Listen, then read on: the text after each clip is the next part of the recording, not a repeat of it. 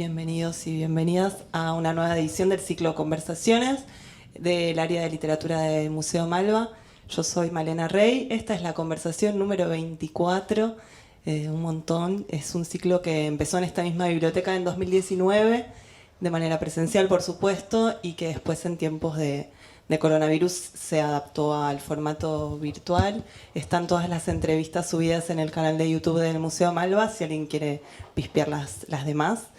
Y hoy voy a entrevistar a Marina Yuksuk, a quien voy a saludar primero. Hola Marina. Hola. ¿Cómo estás? Gracias por venir.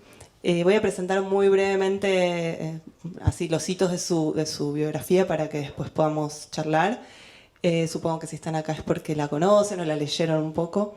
Marina nació en Quilmes en 1978, vivió gran parte de su vida en Bahía Blanca, actualmente vive en la ciudad de Buenos Aires, es doctora en letras y tiene publicados varios libros de poesía, de cuentos y 3 novelas, así que un poco la idea es ir recorriendo toda esa producción y también conversar sobre sus facetas como periodista cultural y como editora.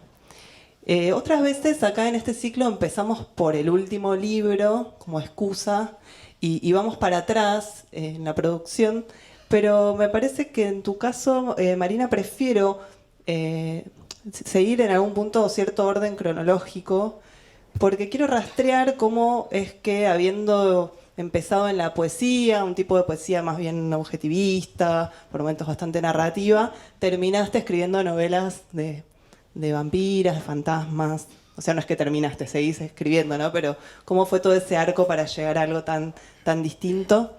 Y algo que quiero decir también en general es que más allá de las temáticas que aparecen y se retoman en los libros, creo que la obra de Marina tiene siempre mucho ritmo. O sea, tanto los versos como la prosa te llevan, los textos van marcando su propio pulso.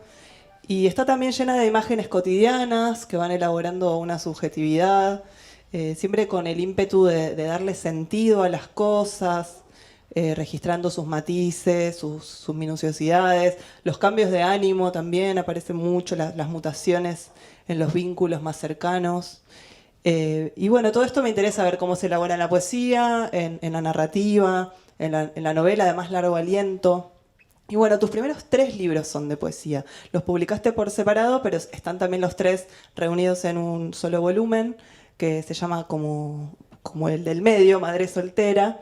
El primer libro de poesía es de 2012, o sea que tu primer libro cumple 10 años.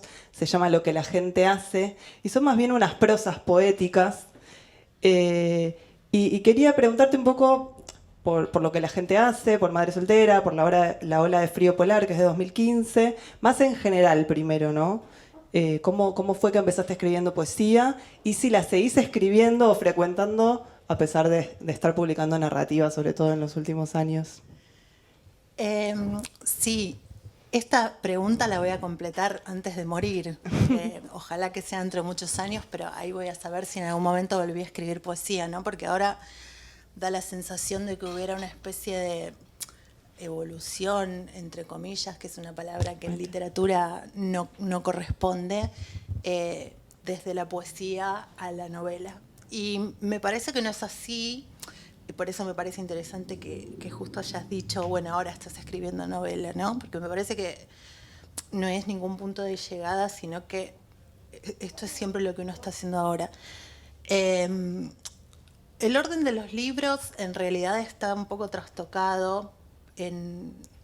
Digamos, no se fueron publicando a medida que yo los escribía. Entonces, en realidad, la ola de frío polar es anterior. Y lo que la gente hace también, si mal no recuerdo, tengo una memoria pésima. Aparte pasaron muchos años.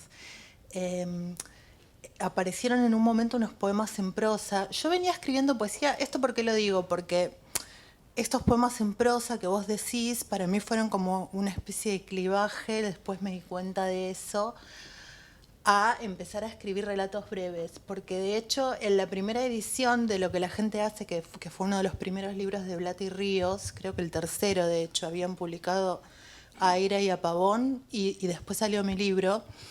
Son poemas en prosa, pero en algún momento apareció una especie de pequeño relato, y también yo incluí 3 cuentos ahí que fueron los primeros que escribí en mi vida. Entonces creo que estaba como tratando de experimentar y de ir para otro lado que no era la poesía.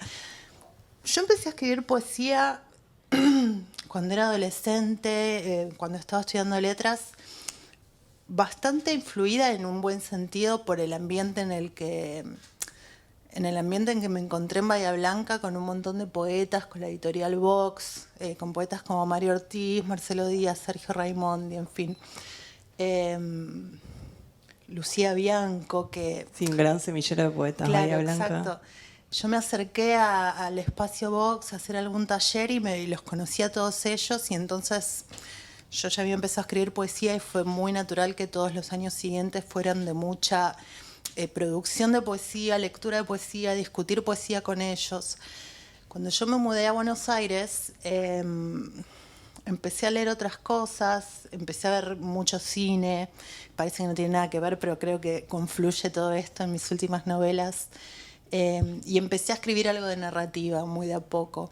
A mí me da la sensación de que es muy intuitiva la forma en que uno se va manejando, ¿no?, con esto de los géneros y de las formas, pero yo siempre sentí que, por lo general, cuando uno escribe poesía, se fascina con una determinada forma y escribe una serie de poemas en esa forma.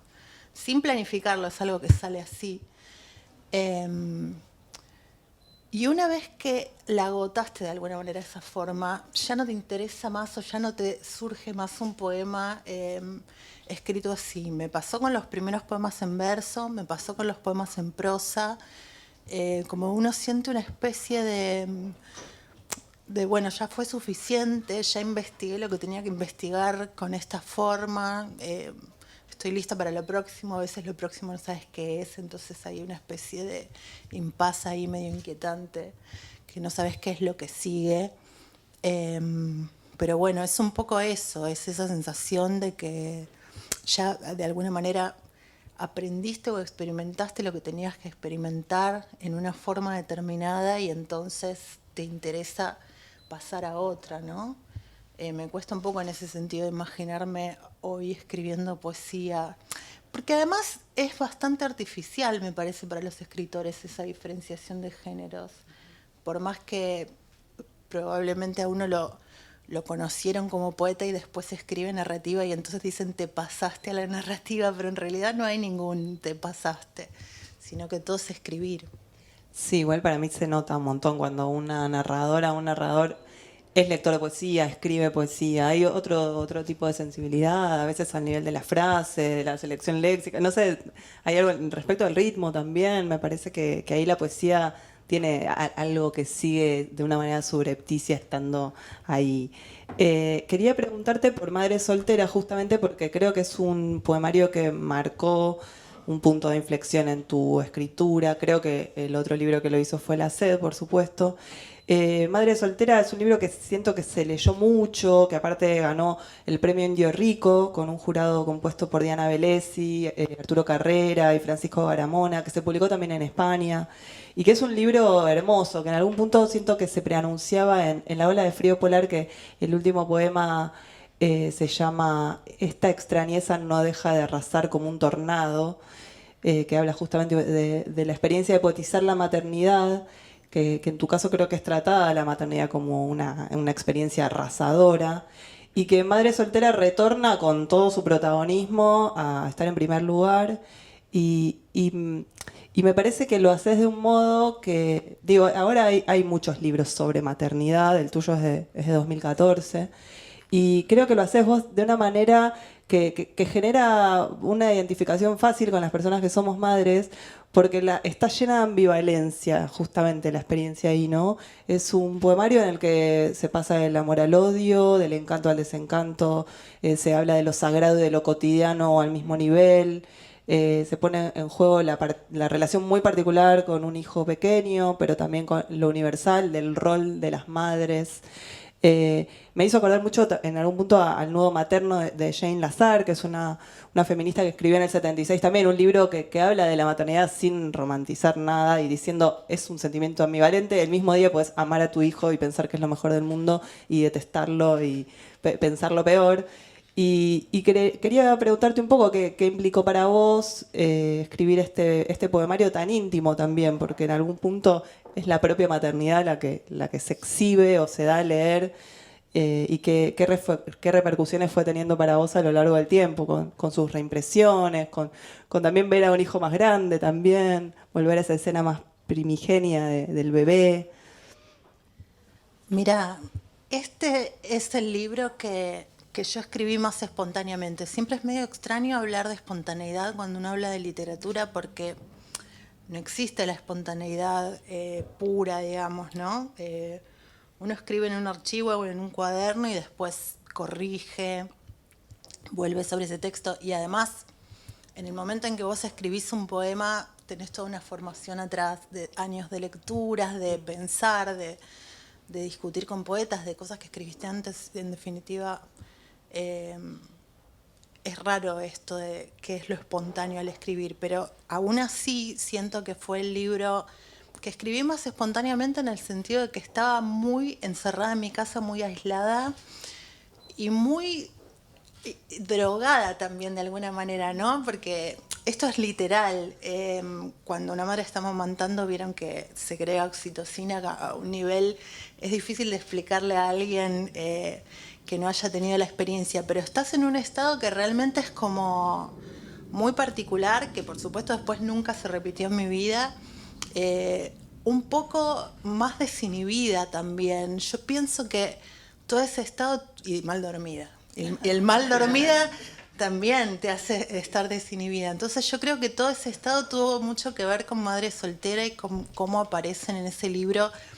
De hecho, está tematizado en un poema que yo digo, si me animo a decir lo que me pasa, si no me animo, ¿no? Porque yo estaba en casa en pijama, acunando un bebé, amamantándolo, en una relación con el cuerpo que nunca más tampoco volví a tener y nunca había tenido. Como muy desinhibida desde el momento en que parís delante de otras personas hasta también amamantar delante de otros, en fin, es como te hace entrar en una relación muy diferente con el cuerpo. Y me parece que todo eso apareció en este libro sin planearlo. Y tenía mucho esta idea de que todo lo que me daba vergüenza lo tenía que escribir porque era lo que realmente iba a importar. Y no pensé mucho más que eso y lo escribí muy rápido porque además había nacido mi hijo y yo había dejado de escribir durante un tiempo. Tenía ganas de volver a escribir, pero estaba, como dice también otro poema, como en un estado de no sé cómo decirle esto a alguien, no sé cómo explicar. Y apareció el concurso de Mansalva en internet, no sé dónde lo vi, entonces dije, bueno, es esta oportunidad, ¿no? Como subirse a esa ola. Abrí un archivo y empecé a escribir un poquito en los ratos en que podía agarrar la computadora. Y ahora lo recuerdo como algo súper feliz y no sé si alguna vez fue tan física y tan íntima y tan, no sé cómo explicarlo, como una escritura tan pegada a la experiencia, nunca lo había hecho. Porque bueno, a veces pasa un tiempo, uno está en un estado como más racional. Eso me pareció muy increíble, pero me di cuenta después, obviamente. Sí, a mí me pasa que a veces desconfío un poco de los libros de las madres que acaban de tener un bebé y ya están escribiendo su libro sobre maternidad como con un saber, ¿no? Y creo que en este libro no está eso, está justamente más el desconcierto del cambio, el cambio de interlocutor, viste que también cuando una es madre que tu hijo pasa a ser algo central y vos pasás a estar en otro plano. Y me gusta mucho que en el libro hay varios poemas que empiezan diciendo a veces tal cosa, otras que dicen ahora esto, ¿no? Como que también poniendo un poco en crisis que todo sea igual todos los días, es una experiencia que cambia tanto. Que me parece que va cambiando con el tiempo, no solo que te cambia a vos una vez que fuiste madre, sino que no es lo mismo ser madre con un bebé que de un chico más grande, que seguir siendo madre de un adolescente. Digo, por eso digo que a veces desconfío, porque es como, bueno, es una experiencia que está recién empezando. Y vos incluso ahí en los poemas te hablás a vos misma, te dirigís al bebé, le hablás al bebé. Me gusta que estén esos cambios, que no es solamente la mujer hablando de su condición de madre, sino interpelando a alguien que que es un bebé, que no es que le va a contestar. Bueno, pero en realidad cuando vos estás sola en casa con tu bebé le hablás muchísimo. Sí, sí. Y es una conversación muy particular también, ¿no? Porque... y también hablas sola, o sea, vamos a decir la verdad. Sí, sí, totalmente. No, pero pensaba algo para ir a algunos otros de los libros también, que vos decís, bueno, este es el poemario más íntimo, más desinhibido, el que escribí más cerca de la experiencia, pero ya pasando un poco más a tus libros de cuentos y a tu primera novela, que se llama La Inocencia, hay básicamente material autobiográfico, digamos, vos creás una autoficción en base a cosas que te pasan, a alguien que se parece a vos, o sea, hay una narradora muchas veces en los relatos. Están atravesados por lo que le pasa a esa mujer, con su pareja, con su barrio, con su hijo pequeño, con su casa. Y quería detenerme en particular en la inocencia, ¿no? También hablando de las infancias. En la inocencia vos narrás el hecho de que tu madre y vos se convirtieron en determinado momento a ser testigos de Jehová. Creo que no usas en ningún momento la expresión testigos de Jehová, pero se entiende que formaron parte de esa congregación. Es un libro que puede leerse como una novela de formación, digamos. Creo que justamente ese género, en algún punto, que es la novela de alguien que empieza siendo de una manera y se transforma, al final del libro es otra persona. Esto también tiene que ver con crecer, con empezar siendo una niña, testigo de Jehová, y terminar siendo alguien que rompe, o sea, de alguien que tenía la inocencia de creer y predicar la palabra de Dios, de vestirse de determinada forma, de someterse a una serie de prohibiciones y tener cierto tipo de amistades, pasa a rebelarse contra eso y a vivir su despertar sexual, digamos, a ver está toda la transformación del cambio de intereses de la protagonista. Me pareció un libro muy, muy sincero, muy valiente. Es medio feo decir, esto es valiente. Bueno, es lo que te pasó, lo viviste de esa manera, ¿no? Pero el hecho de mostrar en carne viva, sentí dónde empezaste, ¿no? Como el libro de decir, este es mi comienzo, yo vengo de esto y encontré en esta experiencia algo de lo que hablar, algo que contar. Y algo que me impresionó mucho de La Inocencia es que vos incluís los sentimientos que te provoca escribir eso en la novela, ¿no? En un momento, en la página 44, decís, es espantoso quemar la propia vida en una novela, me está dando muchísima pena, así que a partir de ahora voy a empezar a inventar todo. Y ahí como lectoras decimos, entonces, perdón, o sea, hasta ahora todo era verdad y ahora va a empezar a no serlo, pero esto hay que estar muy cerca de lo que pasó también para contarlo de esta manera, ¿no?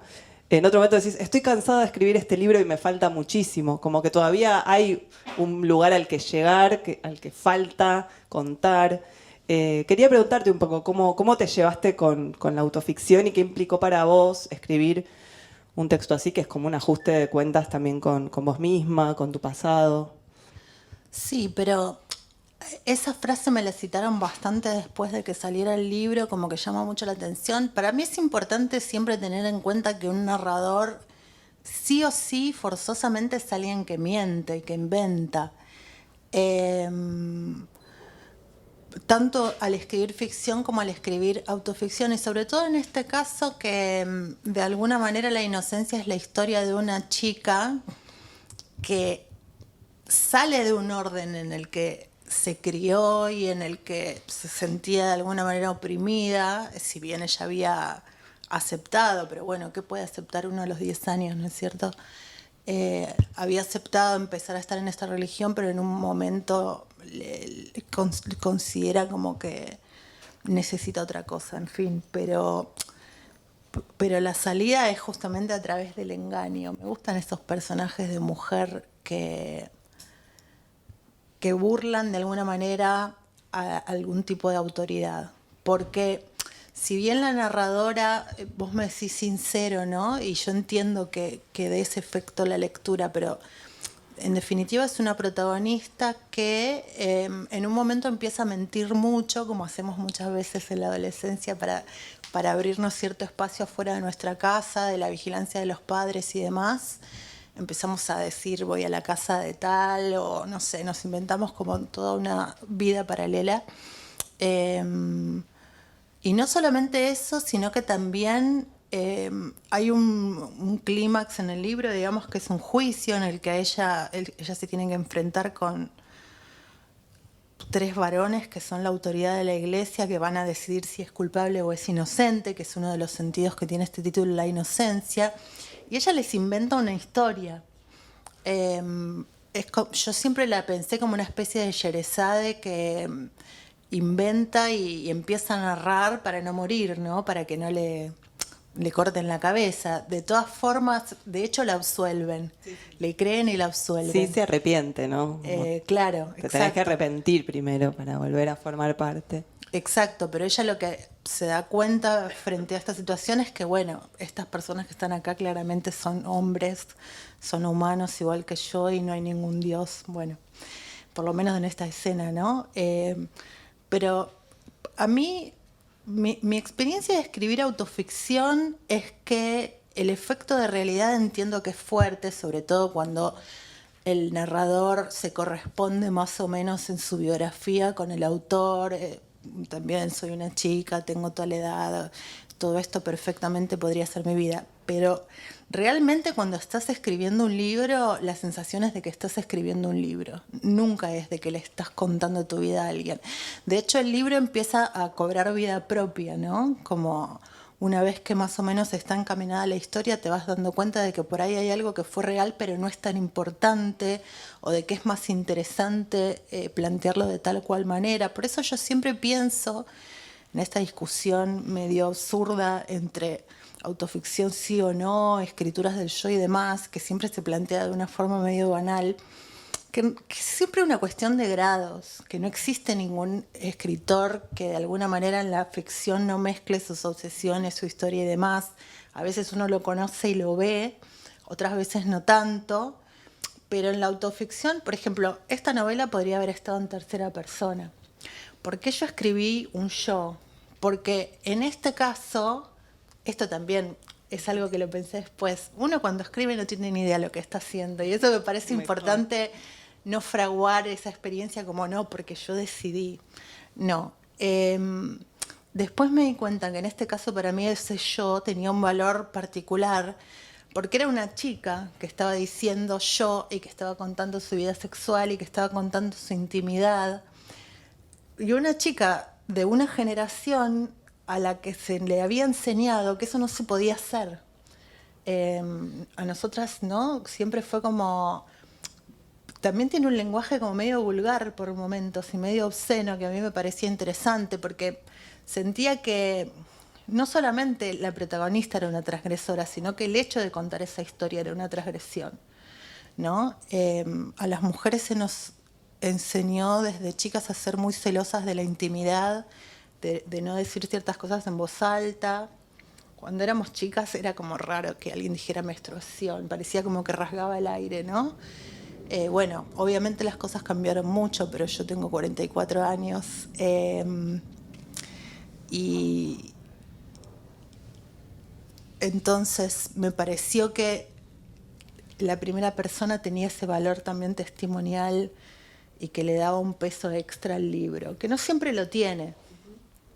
Por eso, bueno, La sed también está en primera persona y luego la última novela que escribí está en tercera, también uno va probando. Está bueno eso que decís también de ir probando, de no saber del todo hacia dónde te va llevando. Igual también pensaba que toda la religión es un asunto de lenguaje, ¿no? Como que estás usando el lenguaje para hacer otra cosa que también traiga a colación la experiencia de haber sido... de haber sido víctima de ciertos discursos, ¿no? Como que también es el lenguaje lo que te ayuda a denunciar el tipo de opresión que sufría una chica, de su edad. No sé, me pareció muy interesante, se las recomiendo, La Inocencia. Hay una edición, bueno, esta es de la primera edición de Iván Rosado, pero también está en Blati Ríos. Y en esto del pasaje de la primera persona, la tercera, quería entrar en algunos, bueno, hay dos de tus libros de relatos, uno es Alguien será feliz y otro es Los arreglos, en los que vas y venís, hay varios en primera, pero hay uno que también toma como el episodio de una niña que me impresiona mucho, porque es casi una novela, es el primer cuento de Alguien será feliz que se llama La música, y que cuenta la deriva de una niña que aprende a tocar el piano a partir de también de una situación de autoexigencia, ¿no? Del convencimiento de que tiene talento para eso, y va pasando de profesora en profesora, y va practicando y abandona otras cosas para hacer eso. Me impresionó mucho este cuento, y a la vez siento que en otros condensás las anécdotas en menos páginas, que acá te diste más tiempo, más desarrollo, más elaboración. ¿Qué te pasó con este relato en particular? Y ese relato en particular es el relato de mi paso por el conservatorio y por el piano. Que en algún punto se solapa con lo de la inocencia, como que transcurre en el mismo momento de la vida. Exacto. Después, un par de personas que lo leyeron me dijeron esto tendría que haber sido una novela, y yo me di cuenta de que tenían razón. Sí, para mí es una novela, por lo menos. Tenía ganas claramente de escribir más sobre música. Bueno, no lo descarto, ¿no? Existe, qué sé yo, Mariana Enríquez agarró La Casa de Adela y la transformó en Nuestra Parte de Noche, que tiene 600 páginas. Sí, el tema del aprendizaje me encanta, me fascina. También cuando estaba escribiendo este relato sentía que había un montón de cuestiones relacionadas con el arte y con cosas que yo había pensado sobre la literatura que iban apareciendo ahí. Como cuál es el lugar de los sentimientos, cuál es el lugar de la preparación, de la práctica, qué es un genio, cómo se posiciona uno frente a un genio del arte, digamos, consagrado, cómo es la relación con los maestros, en fin, como toda una serie de cuestiones que tranquilamente se pueden pensar con respecto a la literatura y que me interesan mucho. Posiblemente en algún momento escriba la novela, porque dejé durante 20 años de tocar el piano y el año pasado volví a tocar. Entonces ahora, en los ratos en que no estoy escribiendo, toco y es increíble cómo está intacto todo ese saber en las manos, ¿no? Uno piensa que olvidó, pero el cuerpo recuerda muchísimo, y me encantaría escribir sobre eso. Pienso que puede llegar a aparecer. Sí, pasó eso. Yo estaba escribiendo cuentos. De hecho, escribí 2 libros de cuentos seguidos. Y estaba pensando en cuentos. Y además, generalmente, cuando uno está escribiendo determinado tipo de forma, está leyendo también eso. Estaba muy fascinada con relatos de Cecilia Pavón, con relatos de Lydia Davis, de narradoras que trabajan la forma cuento, Lucía Berlín, que se tradujeron en estos últimos años. Y bueno, medio naturalmente tomó esa forma el relato, y en fin, volveremos. Bueno, me quedo con la intriga de lo del piano. Bueno, pasemos si querés a la SED, para que sepan que vinimos, tus 2 últimas novelas. Creo que hay cosas que se pueden pensar por separado y cosas que está bueno pensarlas juntas en relación a las 2 novelas. No sé si la gente las leyó, pero bueno, la SED transcurre en 2 tiempos. Por un lado en el siglo XIX, con la historia de una vampira, y la segunda parte más en el presente, la historia de una chica que tiene un hijo pequeño, que está separada y que tiene una madre que está en una fase terminal de una enfermedad, o bueno, y tiene que acompañar, digamos, a esa madre. Y para que sepan que venimos, es esta última novela, una novela de fantasmas, que no es cualquier fantasma, es el fantasma de una madre, ¿no? Como que dice una novela de fantasmas. Bueno, no, el fantasma de la madre, no es cualquier fantasma. Es la historia de Fernanda, una chica que tiene una pareja, Mariano, y una hija pequeña que se llama Rosa, que está elaborando el duelo de su madre, que murió hace más o menos un año, y deciden, la novela comienza en el avión, hacer un viaje a Nueva York, un poco para tener vacaciones, para descansar, para correrse de esa rutina de pareja, de duelo, y toda la novela transcurre en Nueva York, bueno, a partir de lo que sucede con este fantasma y lo que le pasa fundamentalmente a Fernanda, ¿no? Quería preguntarte un poco en qué momento, cómo... O sea, ¿qué fue lo que te pasó por lo cual vos dijiste en un momento dejamos acá la autoficción o no, o empieza a formar parte de otra manera en mi literatura, y te metiste a, no sé, investigar sobre vampiros en el siglo XIX para escribir una ficción? Quería preguntarte un poco eso, como ¿cuándo decidiste que algo del orden de lo fantástico iba a irrumpir en tu literatura, que hasta ese momento era más de corte realista, si se quiere? Sí, pero siempre hay pequeñas, no me gusta la palabra semilla, pero bueno, ponele, em, o pequeños experimentos que te hacen darte cuenta que puedes escribir algo que no pensabas. Porque en los arreglos hay 2 relatos. Uno me lo pidieron para una revista de cine, una cosa totalmente random, digamos. De hecho, nunca salió. O sea, era un proyecto, algo así como una antología de relatos de género escrito por críticos de cine o por cinéfilos. No sé. Bueno, qué sé yo, no me acuerdo Un quién la experimento estaba bizarro. haciendo. Sí, sí, sí. Y yo en esa época escribía en la revista El Amante y eh, me pidieron que escribiera un relato. No me acuerdo ni siquiera si había una consigna en particular. Yo escribí un relato sobre la sala Lugones, donde aparecen una especie de zombies que son viejos y la protagonista va a ver un noir, va a ver una película. Avenida Corrientes es un paisaje increíble que amo y me gustó ambientar el cuento ahí y está esa escalera del Cultural San Martín que también es muy misteriosa, entonces ella se va durante la función y empieza a bajar la escalera y se cruza con unas criaturas ahí medio extrañas, sí. O sea, no había ninguna razón para escribir ese cuento, por eso a veces está buena cuando te piden tal cosa, ¿no? Como Como un desafío sí, también. sí, exactamente, porque yo sí miraba muchas películas, pero nunca había escrito algo así. Bueno, lo escribí y me gustó bastante cómo quedó. Y después hay otro relato muy breve, que no me acuerdo por qué lo escribí ni de dónde salió, que es como una chica que va a visitar a su vecina, que era mi vecina Lucía, que de San Telmo, que después la usé también en la SED bastante como personaje. Acá está totalmente transformada.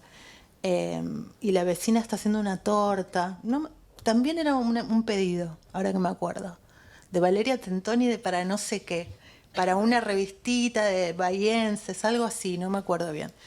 Claro, y uno escribe de repente estas cosas y surgen con bastante naturalidad incluso.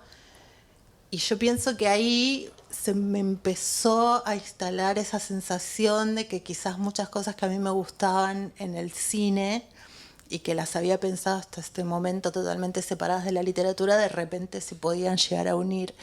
Cuando yo pensé en escribir La Sed, uno nunca sabe por qué se le ocurrió escribir un libro y es muy difícil pensar en qué momento fue ni qué pasó. Pero sí sé que toda la novela iba a ser protagonizada por la vampira y narrada por la vampira. Yo quería escribir ese personaje y no sabía para qué. Y no sabía, o sea, pensaba que tenía algo que ver con cierto deseo de la escritura, ¿no? Por eso me parece que obviamente los vampiros metaforizan distintos tipos de deseos insaciables y de necesidad. Eh, y yo quería que fuera alguien que iba atravesando las épocas y había pensado más historias como...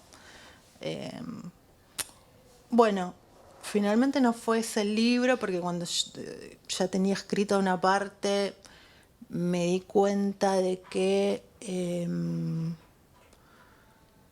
libro podía tratarse de otra cosa. Eso es rarísimo cuando uno está escribiendo, ¿no? Mi madre estaba enferma, eso ya lo conté un par de veces y de alguna manera toda esa experiencia empecé a sentir que podía entrar en esta historia que al principio iba a ser de otra cosa que nada que ver. Entonces confluyeron estas 2 mujeres con sus historias y después me di cuenta de que toda esta violencia de lo vampírico y de la sangre que estaba tratando de escribir también tenía que ver con ese estado medio de pesadilla en el que me sentía. Pero bueno, en el momento uno no ve esas cosas, ¿no? Pero siento que el origen de esa novela también tiene que tener que ver con todos esos años de escribir sobre cine, que me gustó muchísimo. Es rara la escritura crítica, ¿no? Porque es como una forma del amor al objeto que de repente adopta esa forma y que también por momentos puede ser muy poética y uno ensaya como ciertos lenguajes ahí al hablar de cine de terror y demás. Sí, y también es un desafío en relación al tipo de imágenes que se construyen, porque en el cine vos ves todo junto, ¿no? Pero a partir de la literatura tenés que describir cada cosa, cada sensación, esa imagen la vas construyendo oración a oración, vas creando esa tensión que en el cine con una música y una luz en penumbra ya la genera, o sea, genera un clima, vos tenés que generarlo por medio del lenguaje, de tu estilo. Me parece que está muy, muy logrado y que la sed te la devorás un poco como un vampiro viene y se chupa la sangre del lector, ¿no? Como que hay algo de, no sé, de que traspasa un poco las páginas, que visualmente es muy impactante. Yo enseguida dije, uy, esto es reda para una peli, como me imaginé toda esa Buenos Aires del pasado, los cementerios, como todo ese tópico, y el corte a la segunda parte me parece súper bueno también como sorpresa, ¿no? Porque en un punto estás diciendo esto, ¿hasta dónde va a ir? Y para que sepan que vinimos también me pasó, ¿hasta dónde va a llegar esto? O sea, ¿cuán macabro se puede poner? ¿Cuánto se va a animar a avanzar en este sentido, ¿no? ¿Se va a llenar de fantasmas Nueva York? ¿Qué va a pasar? Y creo que ese momento de tensión que vivimos como lectoras llega como a una resolución. Bueno, igual antes de hablar del final, voy a preguntarte otra cosa, pero me interesa mucho cómo se resuelve, porque creo que ahí hay algo en común en las dos novelas, que por lo menos yo lo leo así.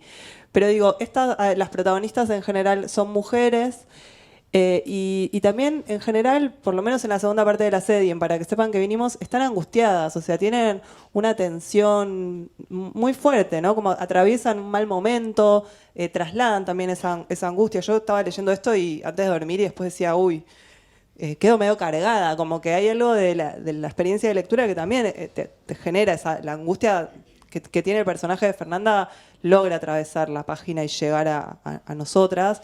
Y pensaba un poco cómo la pareja es otro de los tópicos que vos también trabajás. En los arreglos aparece mucho, la casa que se rompe y las decisiones que hay que tomar. Acá la pareja, o sea, tiene más que ver con la falta de empatía, con la incomprensión. Esta chica Fernanda, que está muy angustiada y que está pasando un duelo, no encuentra en su pareja la persona que la ayude a estar mejor, a calmarse o no sé, que soporte también que ella esté así, como que más bien encuentra cierto rechazo ante eso. Y me impresionó un poco como que a la vez que se narra una historia de fantasmas y un duelo, también se hace hincapié en todo este tipo de... No sé, la pareja como tema me parece que aparece un montón y la falta de pareja como tema, bueno, en la sede ella está separada también. Pero quería preguntarte un poco por esta tensión de las mujeres de estas novelas. Lo que pasa es que para mí lo que tienen en común la protagonista de La Sed y la de la última novela, aunque una tiene pareja y la otra no, es que el dolor es algo que te deja muy solo. Es como que el mundo no se banca el dolor, no quiere saber nada, ¿no?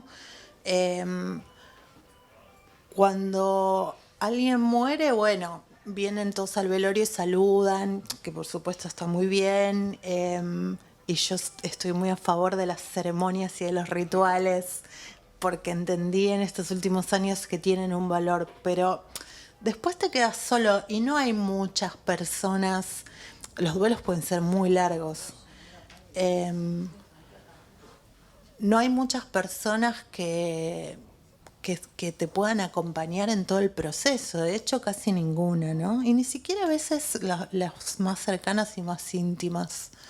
Me parece que hay algo medio intransmisible en los duelos, que yo traté un poco de desplegarlo en Para que sepan que vinimos, cuando la protagonista de distintas maneras dice que la que está haciendo duelo dentro de ella es la niña que perdió a su madre, ¿no? Porque el duelo también me parece que tiene eso, cuando uno pierde al padre o a la madre, no es solo el adulto que pierde a un ser querido, sino que es el niño en vos que también se queda huérfano de alguna manera. Entonces hay muchos niveles, muchas dimensiones, y me parece que a ese lugar más recóndito no te puede acompañar nadie.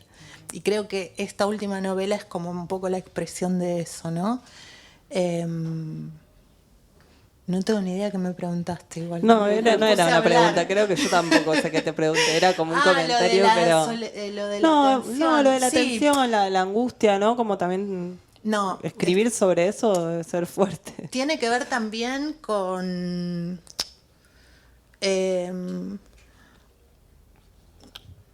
Viste que al final de La Inocencia, la última frase que siempre me gustó, aunque queda medio extraño que uno diga, bueno, pero me puede gustar una frase, ¿no? Uno tiene una relación medio peleada con todo lo que escribe, pero de vez en cuando algo te gusta. Algo subrayaría. Esa frase siempre me gustó y como que dice, es una fantasía de irse de la vida adulta que estás viviendo, ¿no? Y después dice, bueno, no, por supuesto que no me iría. ¿Qué vas a hacer si no escribir una canción al respecto? Que me parece que eso es justamente la literatura y que la vida adulta con toda su dificultad y todo su trabajo y todo su esfuerzo, y más cuando uno tiene a cargo padres mayores o está de duelo por la pérdida de los padres y también tiene hijos y está como en esa cadena generacional ocupando el lugar de, bueno, ahora los adultos somos nosotros. Me interesa mucho esa dificultad y lo que te genera también en relación al tiempo, ¿no? Hace poco leí un libro que me gustó mucho sobre gótico, donde una de las primeras cosas que decía era que el gótico tiene una cierta concepción del tiempo y que está pensando todo el tiempo en el pasado, con cierta melancolía, como una de las características de esto que es gótico tan inabarcable, ¿no? Pero bueno, pensaba, claro, acá en lo personal está muy presente la infancia, me parece, ¿no? A través de la presencia de las madres de las protagonistas y de los hijos de la protagonista. Es como ese momento en el que se anudan los tiempos, ¿no? Los hijos te hacen muy presente tu propia muerte y tu propio lugar en la cadena de la vida, digamos, ¿no? Y bueno, los padres mayores también. Entonces, casi a un nivel medio filosófico me parece interesante esa posición, porque creo que es un momento en el que uno va alternando o donde conviven o donde se pliegan en un mismo personaje todos estos tiempos, ¿no? Del viejo que serás, del adulto que sos, del niño que fuiste. En la SED también me di cuenta después cuando la estaba escribiendo que aparecía mucho, por ejemplo, en esta vecina. Hay una escena que la escribí que no sabía por qué y qué significaba y después dudaba un poco, tipo, ¿esto quiere decir algo? A veces uno se deja llevar, ¿no? Que la protagonista se mete en la casa de la vecina, que es anciana, y simplemente mira todo. Y abre un cajón, hay una dentadura, una prótesis. Y claro, después me di cuenta que es eso, claro, es enfrentarse con la imagen de la vejez y se acuerda de su abuela, en fin. Entonces me parece que es un poco eso lo que les pasa. Y bueno, y me interesan las mujeres, creo que eso está clarísimo y no tengo ningún problema en decirlo, digamos, y en todas las dimensiones posibles, ¿no? Tanto ser una chica como aparece en La Inocencia, esta experiencia que ahora se está contando más, pero que no está suficientemente contada en la literatura, o por lo menos en primera persona. Bueno, y también la maternidad.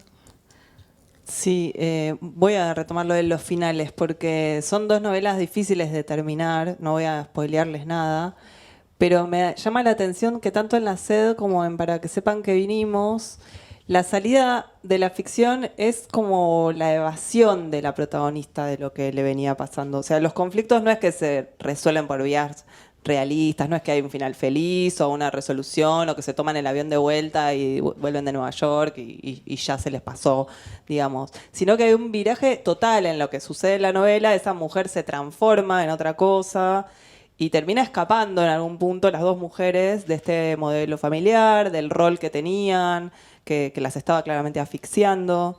Como que hay algo también que vos vas planteando en las novelas que se vuelve en un punto irreconciliable y que ya una vez que eso las invade no hay forma de volver atrás, de restablecer el orden, de repensar eso que tenía y arreglarlo, sino que chau, se termina por otro lado, ¿no? Por eso digo, no les quiero decir cómo termina, pero la salida no es el modelo familiar claramente, ni la recomposición de eso que se va mostrando cómo se rompe.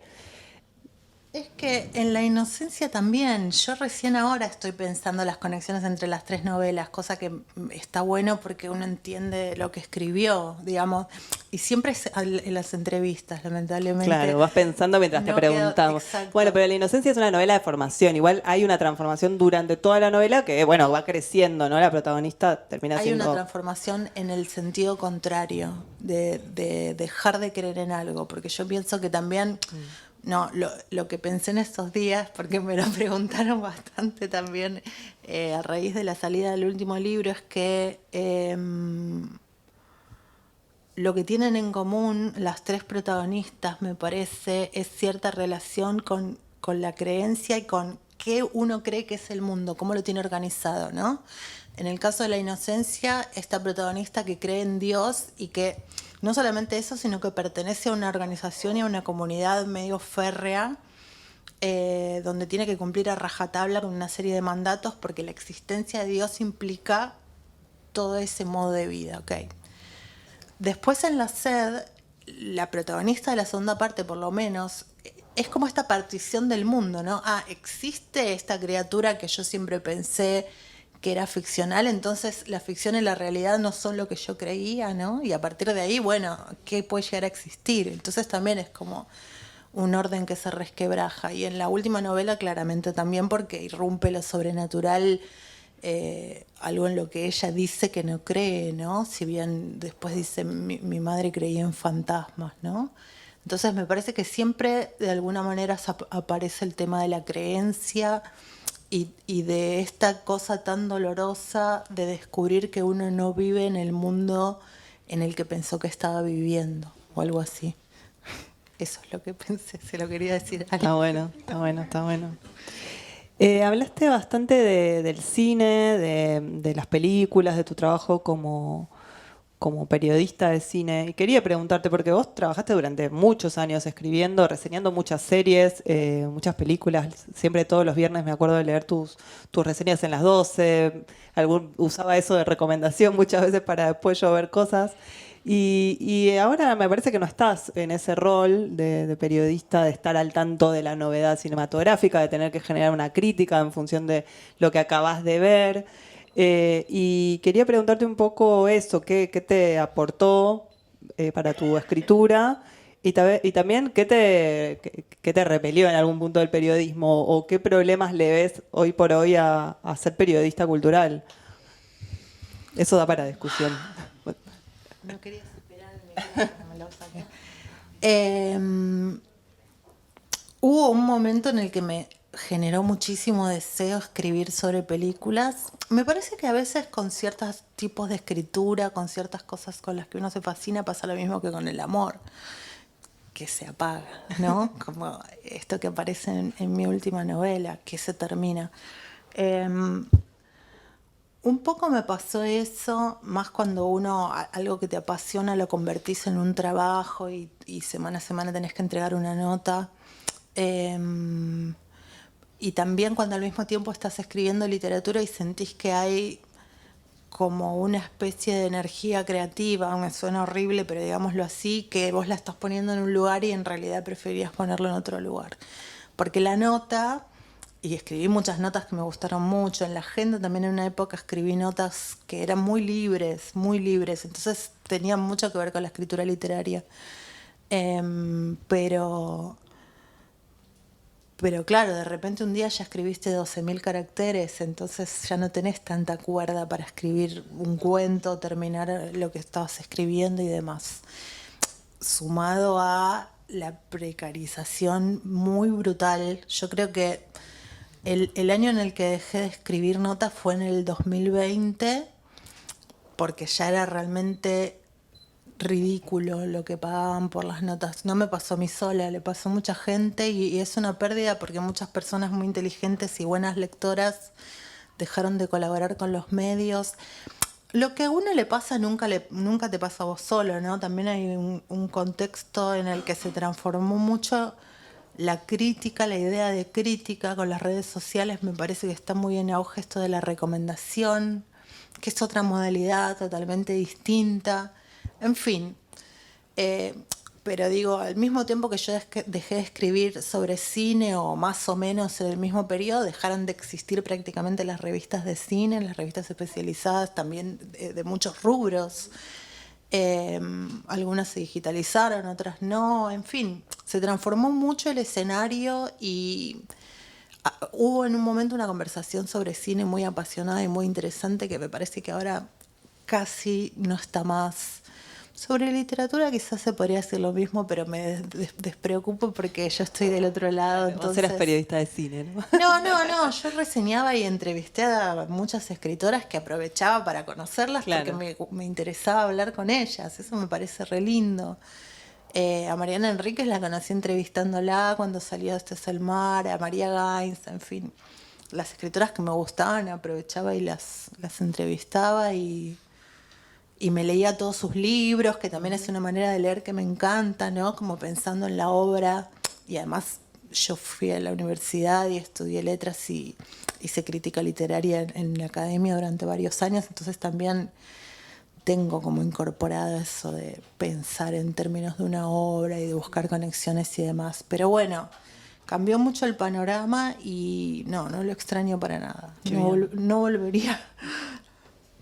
No, es que hoy igual no vuelvas porque siguen muy bajos los sueldos.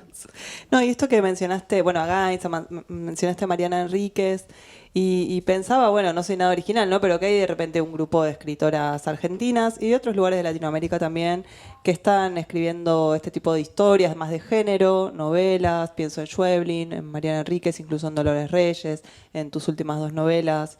Y quería preguntarte si sos lectora de ellas, si sentís efectivamente que hay como una matriz en común. Digo, el ambiente se puede leer de un montón de maneras, ¿no? Se pueden buscar un montón de líneas transversales que atraviesen o que junten la obra de distintos escritores y escritoras, pero empiezo a encontrar un rincón en el que una experiencia de autoficción se puede mezclar con un fantasma y la historia del país, o no sé, pienso que incluso muchas de esas se están llevando al cine, como que hay un lenguaje ahí que está pegando, no sé si decir que está de moda, pero de repente es una zona muy fructífera en este último tiempo. ¿Cómo lo Sí, ves yo vos? pienso en líneas de escritura. Los libros nunca salen, nunca aparece un libro sobre una cosa, salvo en estos escritores que después pasan a la historia como los raros, ¿no? Que tienen como una obra totalmente extemporánea y única, pero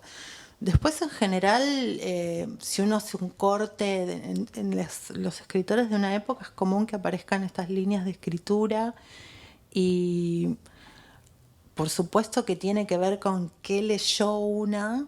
En mi caso particularmente, leer a Mariana Enríquez, por ejemplo, no siento yo una conexión tan directa con su estilo, pero sí con la figura de ella escribiendo terror. Eso indudablemente fue como, para mí, no digo una revelación, porque suena medio exagerado, pero yo vengo de la universidad, de la academia, como de un ambiente medio rígido donde la literatura de terror no entra, ¿no? Siempre es Sí, como era dentro de algo... los géneros populares. Sí, Como... sí, entretenimiento más que nada, ¿no? Por ahí, bueno, Poe, pero pasaron 200 años, o sea,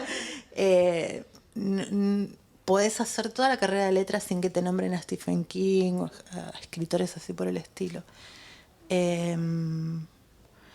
Y pienso que también tuvo mucho que ver ciertas autoras que se tradujeron en los últimos años y que empezaron a circular. Para mí, Shirley Jackson fue una revelación.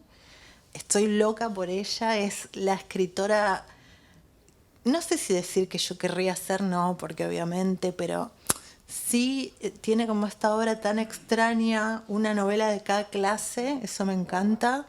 Escribió muy poco también, ¿no? Murió a los 48, cosa que me impresiona bastante. Y además tenía 4 hijos, así que realmente no sé cómo hacía para escribir.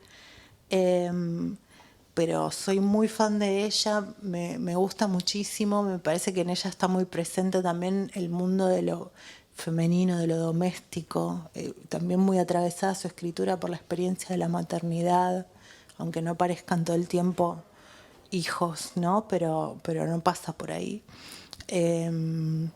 y viste que Minúscula publicó todos sus libros, ahora están por traer Hans Saman, que ojalá que la Y en traigan. Fiordo hay uno, ¿no? Claro, y el reloj del sol, exacto. Entonces, esas cosas siempre son importantes, que de repente se empiece a circular de nuevo una escritora que estaba como medio olvidada y últimamente también gracias al feminismo hubo un rescate, esa palabra horrible, de un montón de autoras, de autores también, pero más que nada de mujeres, ¿no? Y sí, me parece que es eso un poco lo que va armando un mapa. Muchas leímos, quizás a Shirley Jackson, a Joyce Carol Oates. Mariana tiene lecturas como, bueno, Stephen King, Lovecraft, ¿no? Otra línea con la que yo leo, pero que no siento que me haya influido en la escritura. Pero la verdad que es tan amplio la idea de terror o de gótico. Mi próxima novela no va a ser de terror, de todas formas. No, pero no tengo ningún prejuicio, al contrario, lo disfruté muchísimo, pero va a tener algo macabro y posiblemente alguna cosa sobrenatural muy tenue, pero va por otro lado. ¿Y estás todo el tiempo en estado de escritura? Porque, digo, ya tenés varios libros publicados, novelas largas, como que sos de escribir mucho, digamos. Sí. No soporto los momentos en los que no estoy escribiendo, no quiero vivir. No me gusta. Me siento como re de mal humor, imperdida, y por qué estoy haciendo esto, y cuánto falta para volver a escribir. Ahora empecé a escribir una novela en julio, y después salió el libro nuevo, y eventos, y entrevistas y cosas, entonces estoy esperando el momento de poder retomarla, pero sí, ideas se me ocurren. Y mi otra novela después de esa ya la tengo pensada también. Ah, genial. Qué programática, Marina. Ojalá. No, y quería preguntarte porque también trabajás de editora, ¿no? Trabajás de algo que implica leer inéditos, literatura contemporánea. Marina es editora de Rosa Iceberg, que es una editorial que empezó en 2017 con, este es su primer libro de Cecilia Fanti, que se llama La chica del milagro, pero que viene publicando ya, este es uno de los últimos, ¿no? Van 17 libros, todos escritos por mujeres, todas argentinas, todas con la foto de la autora en la tapa, que me parece también una decisión estética fuerte. Algunas de sus autoras son Flor Monfort, Adriana Riva, bueno, Fanti, Romina Sanelato, Ana, ¿cómo se llama? Ana Navajas. Y hay, bueno, en general son o novelas o libros de relatos. Este de Adriana Riva es un poemario muy, muy bello. Y Acevedo con unos ensayos. Quería preguntarte un poco por tu rol como editora. Vos fundaste la editorial con Emilia Herbeta y Tamara Tenenbaum. Al día de hoy estás vos al mando de la editorial. Es difícil tener una editorial, es muy difícil, la verdad. Quería preguntarte un poco por la elección de publicar solo a mujeres argentinas contemporáneas y también cómo le va a una editorial así, ¿no? ¿Con qué estructura se trabaja? ¿Cuál es tu conclusión, digamos, después de 17 libros, de ponerte en este rol? Yo pienso que a todas las editoriales argentinas un poco les va como le va al país, lamentablemente. Nos iba muy bien, este año no tanto, ¿no? Como todos. Para mí fue interesante esta idea de poder hacer un catálogo de autoras y poder sostenerlo y poder demostrar que... A ver, esto es algo que últimamente digo bastante cuando hablo de Rosa Iceberg, porque me parece importante. Creo que todos tenemos bastante presente cómo cambió el panorama en estos últimos años en relación al feminismo y en relación a la presencia de las mujeres en muchos ámbitos. Cuando nosotras nos juntamos y empezamos a pensar en una editorial y decidimos publicar autoras, mirábamos el catálogo de muchas editoriales y había editoriales que directamente no tenían ninguna mujer en el catálogo, otras tenían un par, ¿no? Como una especie de, bueno, metemos una, claro. Y era muy notorio. Lo que pasó en pocos años, empujado por supuesto por las propias mujeres, es que se dio vuelta completamente la situación. No es que ahora se publique a más mujeres, porque no, pero las más visibles son mujeres, eso sí. Y es la primera vez en la historia. Igual para mí sí se publican más mujeres, ¿eh? O sea, hay algo de los agentes, de los editores que están tipo, bueno, ¿y qué mujeres tenés para Sí, es ofrecerme? O verdad. sea, no, en serio, pero es Sí, mujer, sí. Ah, bueno, a ver, me interesa. Como, bueno, se está yendo también como, se Bueno, estaba analizando un poco también. por supuesto. Entonces, yo lo veo esto y me hace pensar, digamos, en un principio nosotras, por ejemplo, pensamos en el valor que tenía darle voz a las mujeres, que aparecieran ciertas historias, etcétera, etcétera. Cuando 6 o 7 u 8 años después, todo el mercado, vos entras a una librería y toda la mesa de novedades es ese tipo de literatura, obviamente te tenés que hacer una pregunta. ¿Qué pasó acá? ¿Cómo me, no sé si la palabra es afecta, pero te interpela indudablemente, ¿no? La capacidad que tiene este mundo en convertir todo en mercancía a una velocidad increíble es muy impactante. Entonces yo pienso que hay que todo el tiempo replantearse lo que uno está haciendo, y que posiblemente ya en el 2022 y más pensando a futuro, el hecho de publicar una mujer porque sea mujer ya no tiene tanto valor como tenía antes. Ni darle, no sé, lo que sea, que dirija una película, lo que sea, ¿no? Bueno, igual varios son primeros libros, que no cualquier editorial publica la primera novela de Sí, alguien. sí, O... pero además vamos a ver qué pasa en los próximos años, porque las editoriales grandes generalmente están más pegadas a, bueno, qué es lo que está funcionando ahora, qué es lo que puede vender. Puede ser que en un momento dejen de publicar tantas autoras porque les deja interesar o porque se sature el mercado de cierto tipo de libros, ¿no? Porque no tienen una postura política con respecto a eso, sino que están pensando, bueno, por dónde podemos ir ahora. Así como en un momento publican youtubers, Claro. qué sé yo, porque... Pero vos tenés que leer mucho, o sea, te cuesta bastante en este momento decidir a quién publicar y quién no, porque digo, también Sí, una editorial así te debe llegar un montón de material. Sí, como... pero además te vas poniendo más exigente y me parece que está bien. Digamos, cuanto más mujeres se publiquen, por una cuestión lógica, estadística, va a haber un montón de libros malos de mujeres y algunos buenos. Pero está muy bien. Cualquier cosa. Exacto, como en cualquier ámbito literario, cualquier recorte que uno haga, ¿no? Entonces sí, lees de otra manera, indudablemente. Lo que siempre tuvimos en claro, tanto cuando estaba con las chicas como ahora, es que no nos interesa publicar temas, sino voces, ¿no? De autoras y estilos, digamos. No armar un catálogo que tuviera que ver con la agenda feminista en cuanto a sus temas, sino darle lugar a autoras, sí, muchas primeras autoras, cosa que es bastante difícil de hacer en un contexto como el de este año de tanta inflación y de tanto aumento del papel y demás. También, bueno, en fin. Pero para el año que viene, algunos pequeños desplazamientos va a haber. Por ejemplo, estoy contratando ahora a una autora mexicana que me gusta mucho. Pensé que me ibas a decir un nombre. No, todavía no. No. No sé, ojalá en algún momento también se pueda traducir, eso me encantaría, ¿no?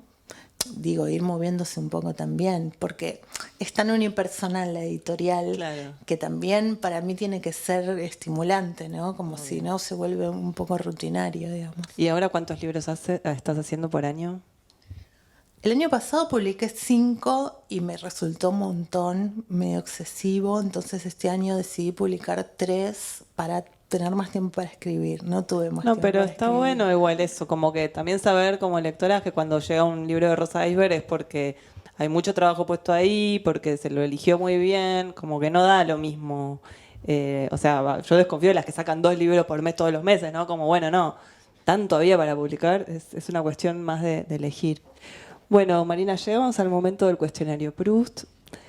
Son algunas preguntas que tengo acá al azar, que ella va a elegir, y que la idea es que no pienses mucho, no reflexiones tanto sobre lo que contestes, sino que justamente seas bien espontánea. Que no sea yo. Claro. Sacá 3 papelitos y déjalos ahí. A ver cuáles te toca. Bueno, ¿cuál es tu principal defecto? Re fácil la pregunta, ¿no? Podés mentir, ¿viste cómo es la literatura? ¿Puedo mentir? Ay, qué terrible. Creo que quiero ser medio omnipotente. No lo soy, porque no voy a venir acá a decir, pero algo así. Bien, la omnipotencia, la pretensión de omnipotencia. Bien. Una figura histórica que odies. Vale ser obvia con esto, porque ya me dijeron varias como que sí, bueno. Que odie. Ay, me gustaría más que me preguntes que ames. Bueno, está bien, puede ser también. No odio una figura histórica. Mira, voy a decir a Sarmiento que por un lado lo adoro y por otro lado lo detesto. Sí, me parece interesante esa ambivalencia de él y de lo que genera. Está bueno. No, decía obvia porque me decían Hitler, como bueno, sí, todos lo odiamos. ¿Cuál es el estado más típico de tu ánimo? El estado más típico y obsesionada. Sí, sí. Bueno, vamos a sacar las últimas 3. Bastante rápido las estás respondiendo. A veces se quedan pensando, yo les digo que no vale. Bueno, ¿cuál es tu ocupación favorita? Dormir. Nací para dormir. Genial. Soy de Tauro. Un héroe y una heroína de ficción que te gusten, que te atraigan. Heroína Jane Eyre es muy fácil. Y también, bueno, ya que nombré tanto a Shirley Jackson, la protagonista de Siempre hemos vivido en el castillo, estoy obsesionada. Es una asesina de adolescente que mató a toda su familia. Y un héroe.